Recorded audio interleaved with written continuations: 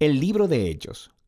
En el primer video vimos que Lucas empieza el libro mostrándonos cómo el Jesús resucitado fue exaltado como el Rey del mundo. Él prometió enviar el Espíritu Santo como su presencia personal para empoderar a sus seguidores en su tarea de ir al mundo y ser testigos de las buenas nuevas de su reino, hasta que un día Él regrese. Y así empezó el movimiento en Jerusalén, cuando el Espíritu vino y transformó a los seguidores de Jesús en el nuevo templo prometido por los profetas de la Escritura. Pero esto generó conflicto con los líderes de Jerusalén y produjo la persecución de los cristianos. El Espíritu transformó esto en algo bueno. De hecho, se convirtió en el medio a través del cual las comunidades de Jesús, originalmente judías, fueron esparcidas fuera de Jerusalén para convertirse en un movimiento internacional multiétnico. Y la iglesia emblema de este diverso movimiento de Jesús estaba en Antioquía, la ciudad más grande del Imperio Romano en esa área. Nos quedamos con Bernabé y Pablo sirviendo en la iglesia de Antioquía, y el Espíritu mueve a la iglesia a enviarles en un viaje misionero, lo que abre toda una nueva sección en el libro.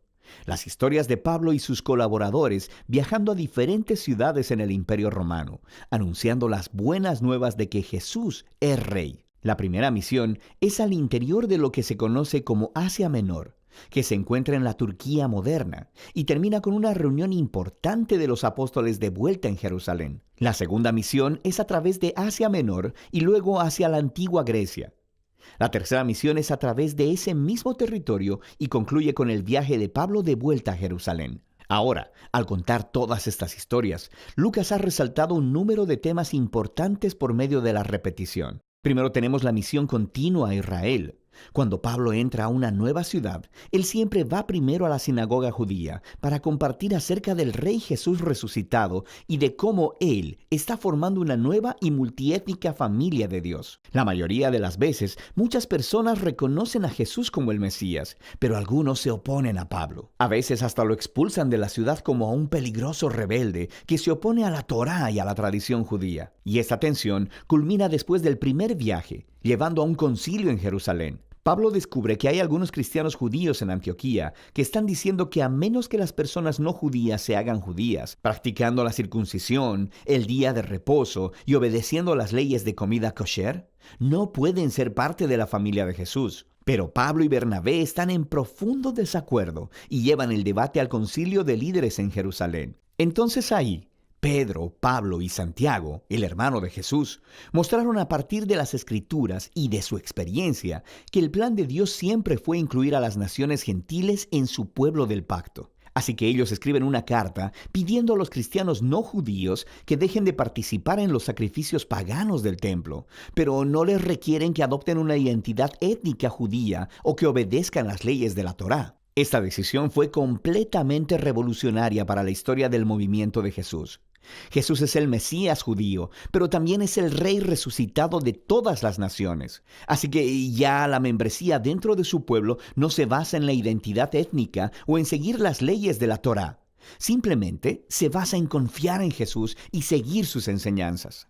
Y esta realidad multiétnica del movimiento de Jesús nos lleva al siguiente tema que Lucas quiere que veamos en estos viajes misioneros: el choque de culturas entre los primeros cristianos del mundo griego y romano. Lucas registra varios choques en Filipos, Atenas y Éfeso. Pablo va y anuncia a Jesús como la revelación del único Dios verdadero y como Rey del mundo, que muestra a todos los dioses e ídolos como impotentes y fútiles. Y su mensaje es consistentemente visto como subversivo del estilo de vida romano y se le acusa de ser un peligroso revolucionario social. Estas historias muestran cómo las comunidades de Jesús, multiétnicas y monoteístas, no encajaban en ninguna caja cultural conocida por el pueblo romano. El mundo antiguo nunca había visto nada como ellos, y los cristianos despertaron más que solo sospechas. Otro tema que Lucas repite es cómo Pablo y los cristianos son constantemente acusados de rebelión y hasta traición contra el César, el emperador romano. Las personas entendieron correctamente a Pablo. Él anunciaba que había otro rey, Jesús.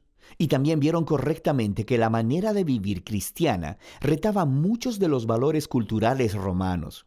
Pero cada vez que Pablo es arrestado e interrogado frente a los oficiales romanos, ellos no ven ninguna amenaza y lo liberan. Estas historias nos muestran la paradoja que la iglesia primitiva presentaba al mundo. Era un movimiento mesiánico judío, pero era étnicamente diverso, lleno de comunidades que trataban como iguales a los hombres y a las mujeres, a los ricos y a los pobres, y a los esclavos y a los libres. Y todos ellos confesaban su lealtad solo al Rey Jesús y no a ningún otro dios o rey. Así que su mismísima existencia ponía de cabeza los valores centrales de la cultura romana. Pero los cristianos no representaban ninguna amenaza militar, porque Jesús les enseñó a ser personas de paz. Así que, del único crimen que Pablo y los cristianos pueden ser acusados es no conformarse al status quo.